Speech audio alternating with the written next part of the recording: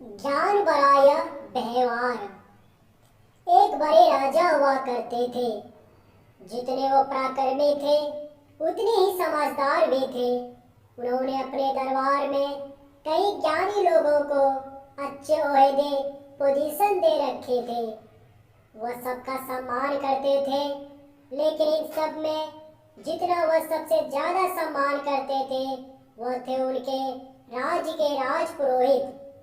राजा राजपुरोहित को कितना मान देते थे, इसका अंदाजा इसी बात से लगाया जा सकता है कि जब भी दरबार में राजपुरोहित प्रवेश करते तो राजा खुद खड़े होकर उनका स्वागत करते थे, और जब तक खड़े रहते थे तब तक राजपुरोहित अपने आसन पर आकर बैठ ना जाए।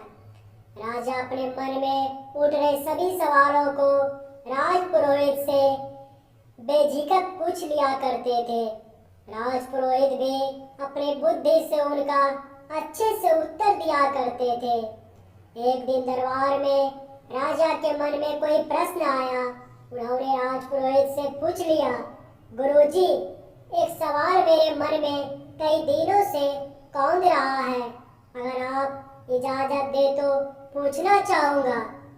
आप हुक्म कीजिए महाराज, राजपुरोहित ने कहा।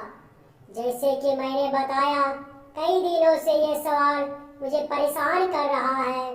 मुझे विश्वास है कि इसका ऐसा उत्तर जिससे मुझे संतुष्टि मिले केवल आप ही दे सकते हैं। सवाल ये है कि ज्ञान बड़ा होता है या व्यवहार? राजा ने पूछा। राजपुरोहित सोच में पड़ गए। ये सवाल सच में मुश्किल था। ऐसा नहीं है कि उन्हें इस सवाल का उत्तर नहीं मालूम था, लेकिन उसे कैसे राजा को सरल तरीके से समझाया जाए यह उनके समझ में नहीं आ रहा था। राजपुरोहित ने विनती कर राजा से कुछ दिनों की मोहलत मांग ली, ताकि कोई ऐसा तरीका ढूंढ सके जिससे इस सवाल का उत्तर राजा को संतुष्ट कर पाए। दरबार खत्म हो गया। राजपुरोहित अपने घर वापस लौट गए। उस दिन से वह चिंता में रहने लगे। उन्हें समझ नहीं आ रहा था कि कैसे राजा के सवाल का उत्तर दिया जाए। 2-3 दिन बीत गए, लेकिन राजपुरोहित अभी भी इसी कसमस में थे और न अच्छे से सोते थे, न ही ठीक से सो पाते थे, न ही खा पी रहे थे। उनकी पत्नी ये सब देख रही थी। सो पत्नी ने राजपुरोहित से उनकी परेशानी का कारण पूछा। राजपुरोहित ने सारी समस्या अपनी पत्नी से कही। उनकी पूरी बात ध्यान से सुनने के बाद उनकी पत्नी ने उन्हें एक उपाय बताया और कहा कि अगर आप ऐसे करोगे तो राजा को आपका उत्तर समझ भी आएगा और संतुष्टि भी मिलेगी। राजपुरोहित अगले दिन राजमहल गए और कहीं ना जाकर वो सीधे ही राज के खजाने के पास पहुंचे और खजाने से 2 मोती चुरा लिए। उनको ऐसा करते देख खजांची ने देख लिया। खजांची को अपनी आंखों पर विश्वास नहीं हुआ। उसने सोचा शायद उसको भ्रम हुआ है, क्योंकि राजा के इतने खास राजपुरोहित चोरी करे ऐसा कोई भी नहीं मान सकता था। उनके एक बार कहने से राजा उनको बेशुमार धन दौलत दे देता। अगले दिन राजपुरोहित फिर से खजाने से 2 मोती चुरा लाए। फिर से एक बार खजांची ने ये सब देखा। अब उन्हें लगा कि उन्होंने कल जो देखा था वो कोई भ्रम नहीं था। कोई दूसरा व्यक्ति होता तो तुरंत उसे पकड़कर सजा दे देते। ये तो राजा के खास राजपुरोहित थे, और जितना खजांची राजपुरोहित को जानता था वह तो बड़े भले आदमी हैं। जरूर उन पर कोई मुसीबत आई होगी, इसलिए उन्हें ऐसा करना पड़ा होगा। ये सोचकर खजांची ने कोई भी प्रतिक्रिया नहीं दी। जब 2-3 दिनों तक फिर यही घटना दोहराई गई, तब खजांची ने अपना धर्म निभाते हुए इस चोरी की खबर राजा तक पहुंचा दी। राजा को पहले तो बिल्कुल भी विश्वास नहीं हुआ, लेकिन खजांची ने जब पूरी बात बताई कि कैसे पुरोहित जी एक नहीं 2 दिन नहीं लेकिन पिछले 1 हफ्ते से खजानों से मोतियों की चोरी कर रहे हैं, इस बात को खजांची ने इतना जोर देकर और कसम खाकर कहा था कि राजा को भी अब उसकी बातों पर विश्वास हो गया। अगले दिन जब राजपुरोहित दरबार में आया तब राजा ने ना ही उनका स्वागत किया और न ही अपनी जगह से खड़े हुए।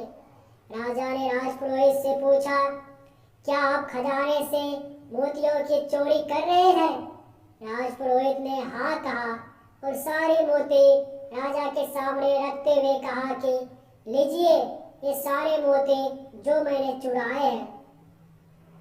राज पुरोहित का ऐसा व्यवहार देखकर राजा के साथ दरबार में बैठे सभी लोग आश्चर्यचकित थे।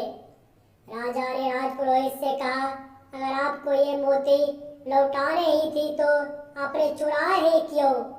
राजपुरोहित ने राजा की माफी मांगते हुए कहा, महाराज मैं चोर नहीं हूँ, मैंने ये सब इसलिए किया क्योंकि आपने कुछ दिनों पहले मुझसे जो प्रश्न किया था उसका संतुष्टि भरा उत्तर आपको दे सकूं। जैसा कि यहाँ उपस्थित सभी लोगों ने ये देखा कि आज महाराज ने न ही मेरा स्वागत किया और न ही पहले की तरह मुझे इज्जत दी, जबकि अभी भी मेरे पास उतना ही ज्ञान है जितना पहले था, बस कुछ बदला था तो मेरा व्यवहार। इससे यही साबित होता है कि आपके पास चाहे जितना ज्ञान हो, अगर आपका व्यवहार अच्छा नहीं है तो सब व्यर्थ है। इसलिए व्यवहार सबसे बड़ा है, ज्ञान नहीं। राजा राजपुरोहित की बातों से और उनके द्वारा दिए गए इस अनोखे उत्तर से बहुत प्रसन्न हुए। उन्होंने आज जैसा व्यवहार राजपुरोहित के साथ किया था उसके लिए माफी मांगी और एक बड़ा इनाम उन्हें दे दिया। तो दोस्तों, आज के इस शिक्षाप्रद कहानी से मिलने वाली सीख को हमें अपने जीवन में इम्प्लीमेंट करना चाहिए। हम चाहे जितनी पुस्तक पढ़ लें, अच्छे वीडियोस देख लें, आर्टिकल पढ़ लें या जितना नॉलेज प्राप्त कर लें, लेकिन अगर हम उन्हें अपने जीवन में, अपने व्यवहार में नहीं लाते हैं तो सब व्यर्थ है। तो दोस्तों, कहानी कैसा लगा कमेंट में ज़रूर बताएं और चैनल पे जो नए हैं चैनल को सब्सक्राइब और लाइक ज़रूर करें। धन्यवाद दोस्तों।